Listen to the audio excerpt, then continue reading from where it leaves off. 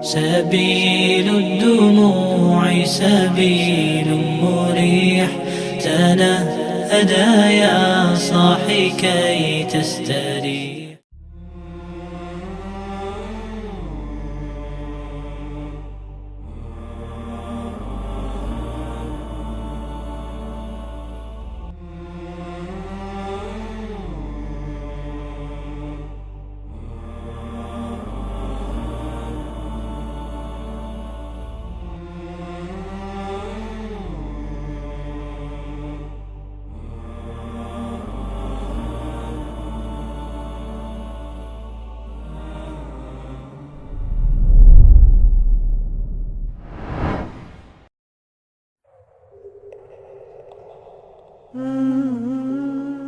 علاء الدين Abu al-A'la Ali ibn Abi Hazm al-Qurayshi, better known as Ibn al-Nafis, was born in the 13th century.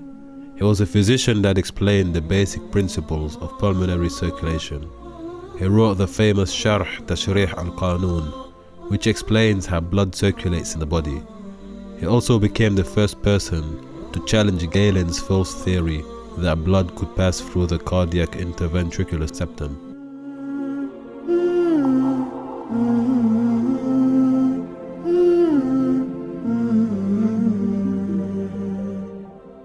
The work of Ibn al-Nafis predates the findings of Sir William Harvey, which was only published in 1628. Yet despite having discovered these facts almost 350 years before Sir William Harvey, Ibn al-Nafis is not always fully credited for his immense contribution in this field. That fact was acknowledged in 1957 by Professor Dr. J.B. Latham of the University of Manchester at a centenary on the death of William Harvey. This was reported by the Sunday Times on the 9th of June 1957.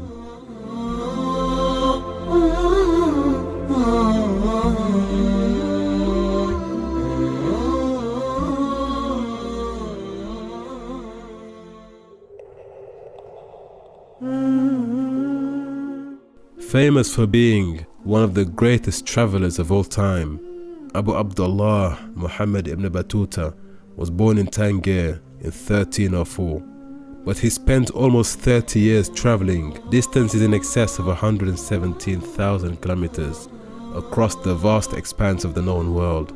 His magnificent journey began when he embarked on a pilgrimage to Mecca and continues when he travels and explores several other countries, including Oman, Yemen, Damascus, Iraq, Iran, Constantinople, the Horn of Africa, Mali, India, Sri Lanka, Bengal, Sumatra, the Maldives, Afghanistan and China, to name just a few of his destinations.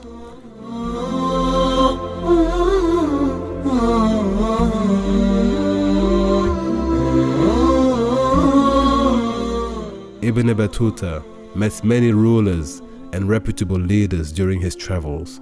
This also includes sultans in Delhi and many Turkish sultans, Mongol princes, and even a Byzantine emperor. Upon his return to Morocco, Ibn Battuta began narrating his experiences and his encounters to ascribe upon the executive orders of Sultan Abu Inan. These accounts were published under the title Al-Rihla.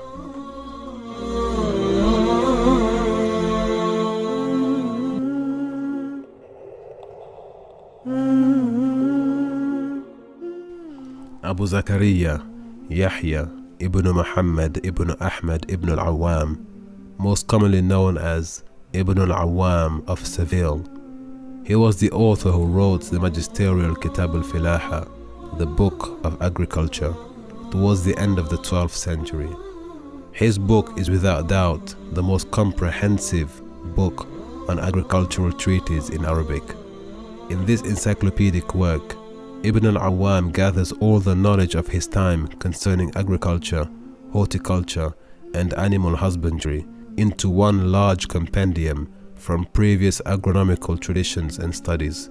His work is comprised of 34 chapters dealing with all aspects of husbandry, mentioning 585 different plants, the cultivation of more than 50 fruit trees, including valuable observations on soil, manure, grafting, plant diseases, and even details of the agricultural calendar.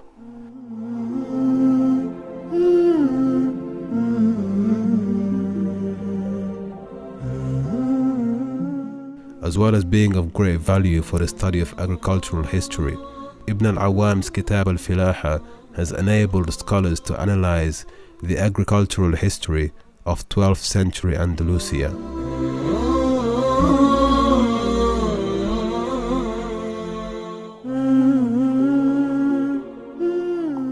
While the ancient Greek philosophers believed that the eyes emitted rays of light, enabling human beings to see objects, this false belief was debunked by a 10th century Muslim mathematician, astronomer, and physicist by the name of Al-Hasan ibn al-Haytham, also known in the West as Al-Hazan, who became the first person to document the fact that light enters the eye rather than leaving it.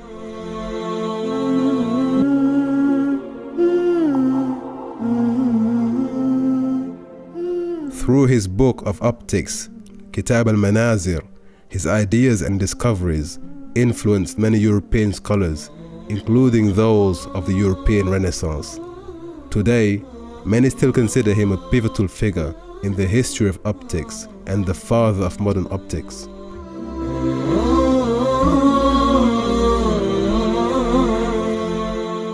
He invented the first pinhole camera after noticing the way light came through his window.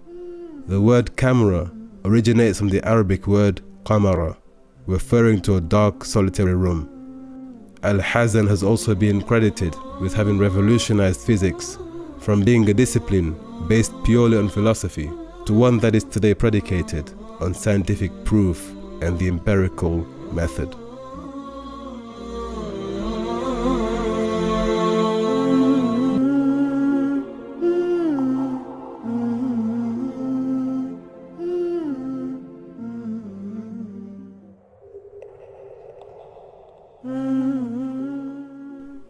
Abu al-Qasim al-Zahrawi, commonly known by his Latin name, Al-Bukassis. He is celebrated as one of the greatest surgeons in history.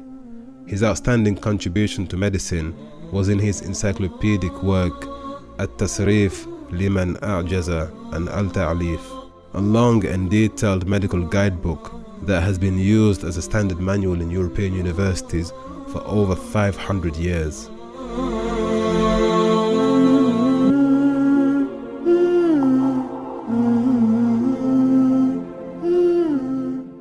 At-Tasrif is a 1,500-page long illustrated encyclopedia that was translated into Latin in the 12th century by Gerard of Cremona.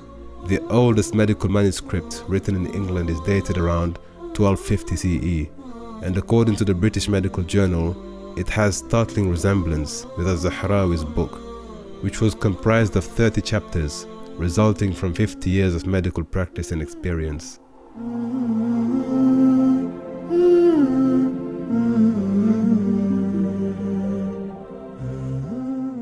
Many modern surgical instruments are of exactly the same design as those designed and illustrated by Al-Zahrawi. His forceps, scissors for eye surgery, and many of the 200 instruments he devised are recognizable to modern-day surgeons.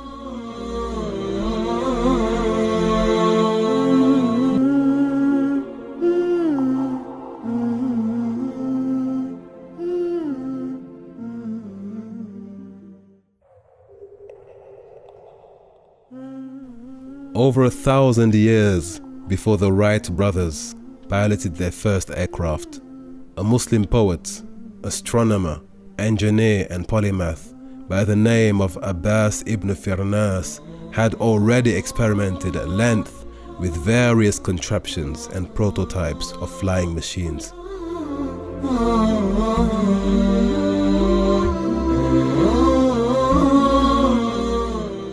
It is reported that as early as 852 CE, Ibn Firnas had jumped from the minaret of the Grand Mosque in Cordoba, using a loose cloak stiffened with wooden struts. But when he fell to the ground and suffered minor injuries, This did not stop him from continuing his experiments.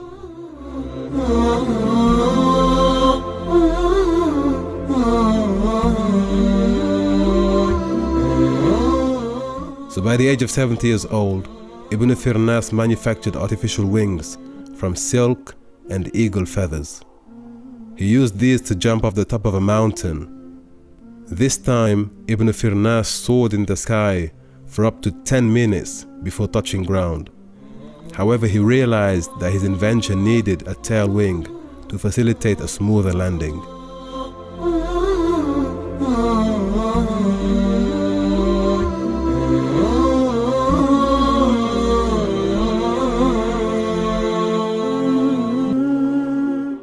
Today, Baghdad International Airport and a moon crater are both named in honor of Abbas ibn Firnas.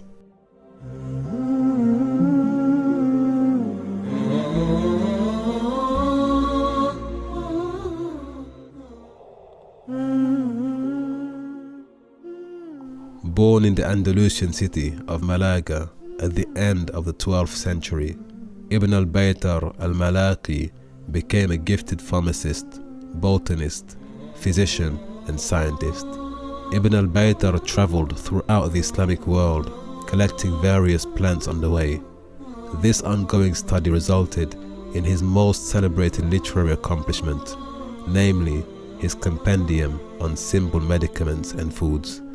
This was an encyclopedic book wherein Ibn al-Baytar catalogues nearly 1400 plants, foods and drugs, systematically recording their properties and uses.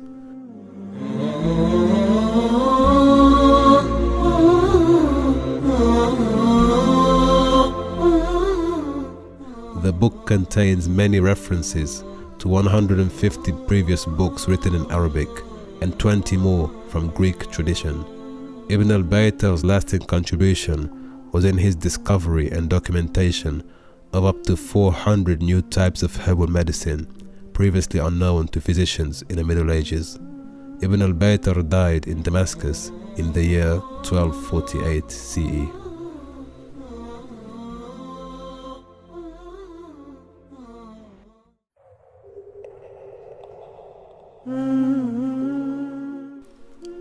Muhammad Targhai ibn Shahrukh ibn Timur, better known as Ulugh Beg, was a Timurid ruler and the grandson of the great Asian conqueror Timur Lane.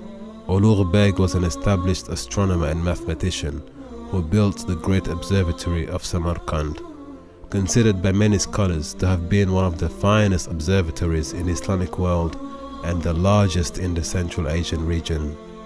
Ulugh Beg's keen interest in astronomy, trigonometry, and spherical geometry resulted in his discovery of many errors present in the great works of 2nd century Alexandrian astronomer Ptolemy, whose theories and methodology was still very popular with contemporary astronomers.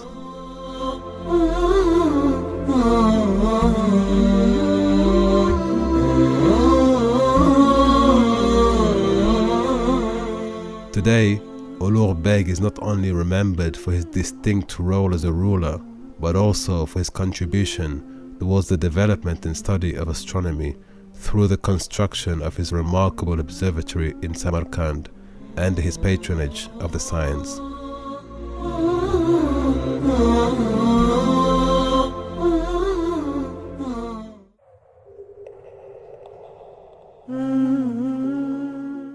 Al-Farabi, also known in the West as Al-Farabius, was a renowned philosopher and a jurist who wrote in the fields of political philosophy, metaphysics, ethics and logic.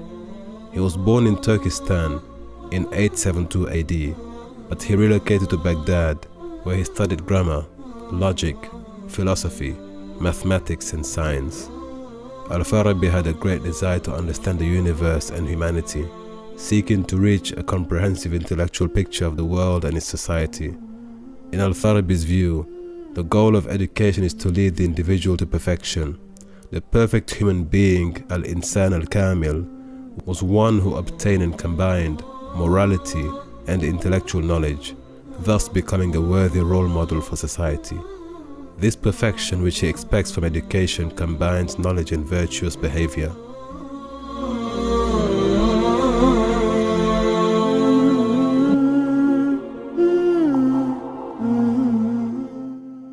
Al-Farabi is also credited with preserving the original Greek text during the Middle Ages because of his commentaries and treatises, for which he became well known in the East as well as the West.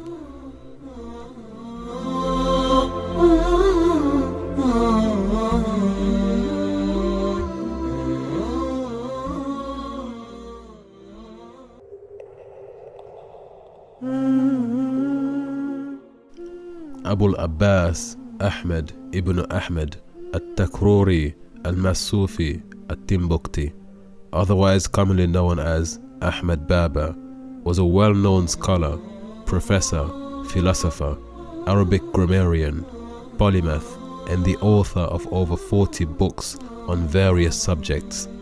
His work ranged from biographies to commentaries. He was also the last chancellor of Timbuktu's famous University of Sankore. Ahmed Baba spent much of his time reading as he did writing, and his personal library consisted of over 1,600 volumes.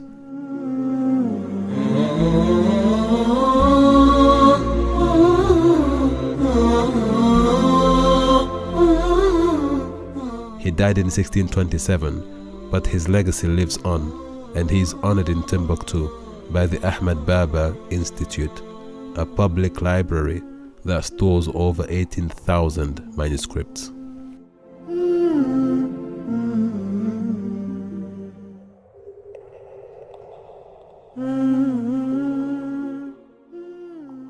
A bookseller by trade and a calligrapher by profession, Ibn Nadim compiled the Kitab al-Fihrist, which indexes all the books ever written and recorded in the Arabic language.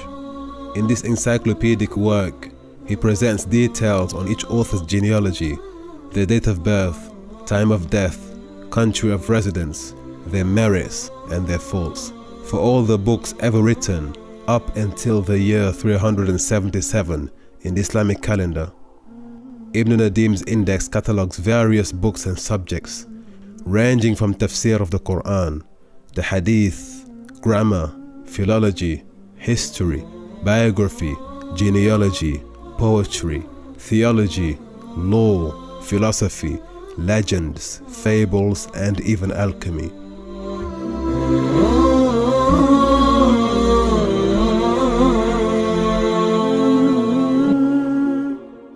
He also provides the reader with precise information on the number of pages and the chapters in each and every book, while also citing the names of famous calligraphers, bibliographers, and libraries.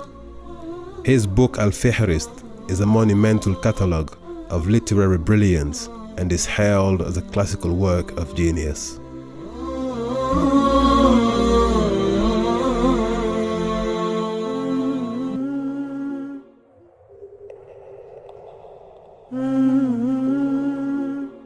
Abdul Rahman ibn Khaldun, the 14th century social theorist from North Africa, is considered a pioneer and forerunner in the social science, historical philosophy, and early economic theory.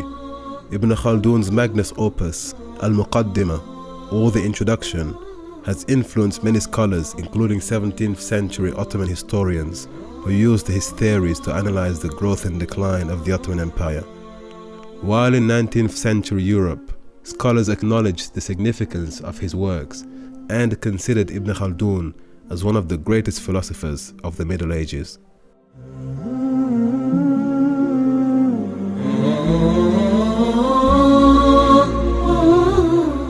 In Al-Muqaddimah, Ibn Khaldun declares new science, Ilm al-Umran, the science of social organization, in which he dissects the factors of the religious, political, economic, military, and cultural spheres of life, therefore demonstrating the need for an effective management of social behavior and dynamics.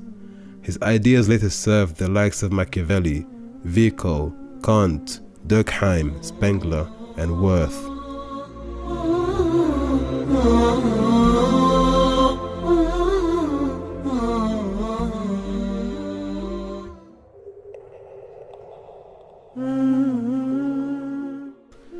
most commonly considered the greatest of all Islamic architects, Mimar Sinan's career began with his appointment to the post of Chief Royal Architect in the court of Ottoman Sultan Suleiman the Great. Sinan has long been compared to some of Europe's finest minds during the Renaissance period. He is sometimes compared to Michelangelo, and he's been given the title of Michelangelo of the Ottomans. Istanbul's famous Suleymaniye Mosque is a fine example of his genius, on par with the buildings in Florence and Venice at the very peak of Europe's Renaissance period.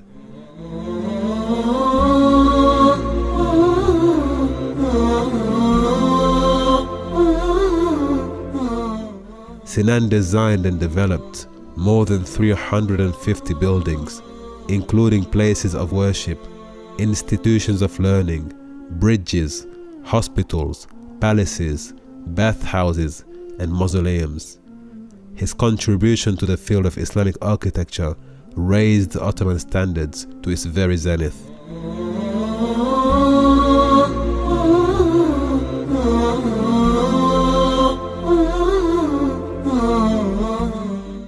Sinan's architectural genius permitted him to design buildings that are characterized by elegance and clarity of internal space.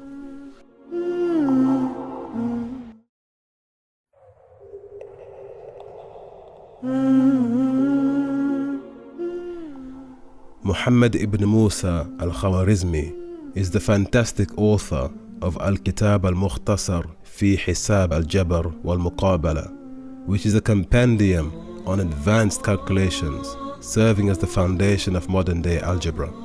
It was translated into Latin in the 12th century. Al-Khawarizmi's writings introduced Hindu-Arabic numerals and the concept of algebra into European mathematics. His compendium also contains sections on the calculation of areas and volumes of geometric figures, and also on the use of algebra for solving inheritance issues in accordance to the Quranic principle prescribed by Sharia.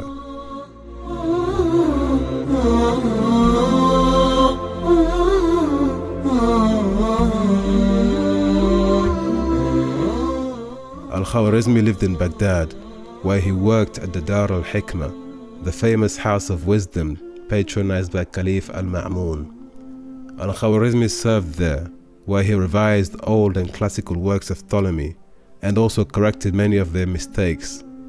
He worked on measuring the volume of the circumference of Earth and also contributed towards work related to clocks, sundials, and astrolabes.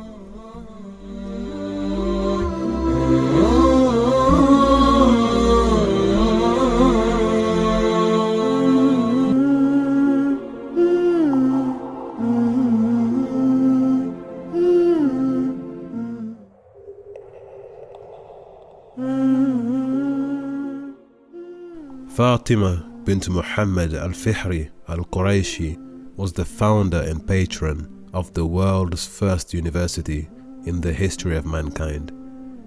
The institution is commonly known as the University of Qayrawiyyin. It is in Fez, Morocco. Today it stands and continues to promote learning and education.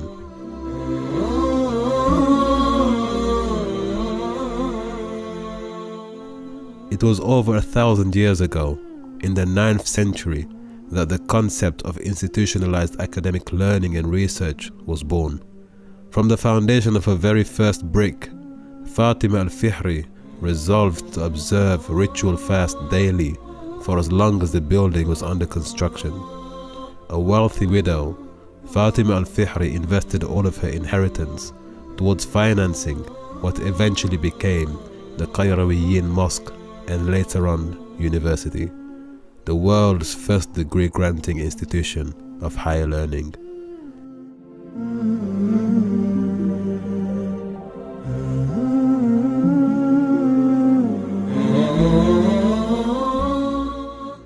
Al-Qayrawiyyin predates Oxford and Cambridge by 300 years. Both Leo Africanus and Muhammad al-Idrisi were reported to have attended the University of Qayrawiyyin.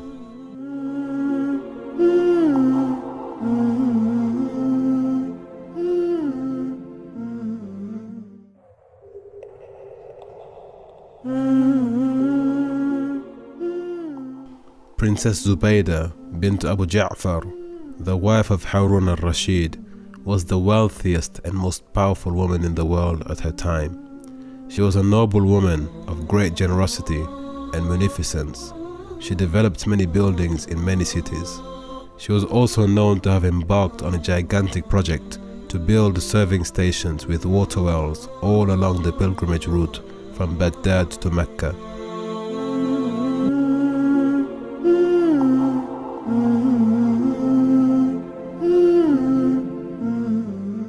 On her fifth pilgrimage to Mecca, she had noticed that the drought had devastated populations and reduced the Zamzam well to a trickle of water.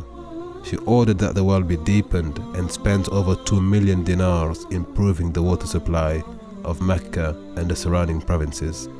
The famous spring of Zubaydah on the plain of Arafah was named in her honor.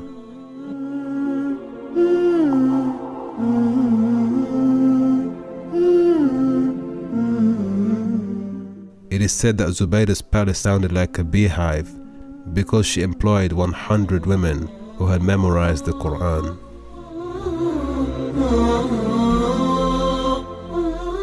سبيل الدموع سبيل مريح تنهدى يا صاحي كي تستريح